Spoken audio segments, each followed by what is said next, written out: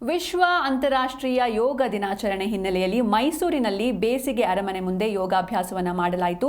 ಶ್ರೀರಂಗಪಟ್ಟಣದಲ್ಲಿರುವ ಟಿಪ್ಪು ಬೇಸಿಗೆ ಅರಮನೆ ಮುಂದೆ ಮಂಡ್ಯದಲ್ಲಿ ಮಾಡಲಾಗಿರುವಂಥದ್ದು. ತಾಲೂಕು ಆಡಳಿತದ ವತಿಯಿಂದ ಯೋಗ ದಿನಾಚರಣೆಯನ್ನು ಆಚರಿಸಲಾಯಿತು.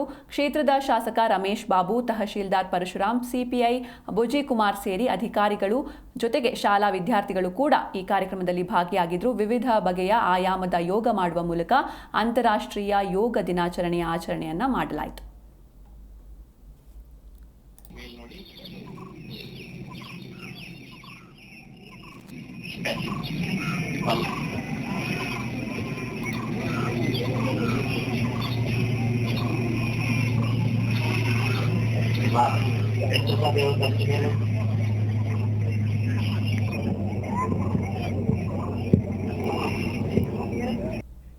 ಅದಾದ್ಮೇಲೆ ಸ್ಲೀಪಿಂಗ್ ಆಸನ, ಮಲಗ್ ಮಾಡುವಂತ ಆಸನ.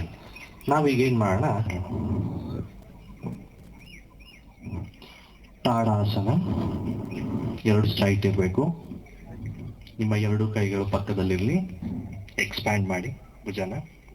ನೀವು ಭುಜನ ಎಕ್ಸ್ಪ್ಯಾಂಡ್ ಮಾಡಿದಾಗ್ಲೇನೆ ನಮ್ಮ ಹೃದಯಕ್ಕೆ ಸಂಪೂರ್ಣವಾಗಿ ರಕ್ತ ಸಂಚಾರ ಆಗುವಂಥದ್ದು. ನೀವು ಭುಜನ ಯಾವಾಗ್ಲೂ ಈಗ ಇಟ್ಕೊಬಾರ್ದು. ಭುಜನ ಯಾವಾಗ್ಲೂ ಕೂಡ ಎಕ್ಸ್ಪ್ಯಾಂಡ್ ಮಾಡಿರ್ಬೇಕು. ಹಾಗೆ ಮುಂದೆ ನೋಡಿ.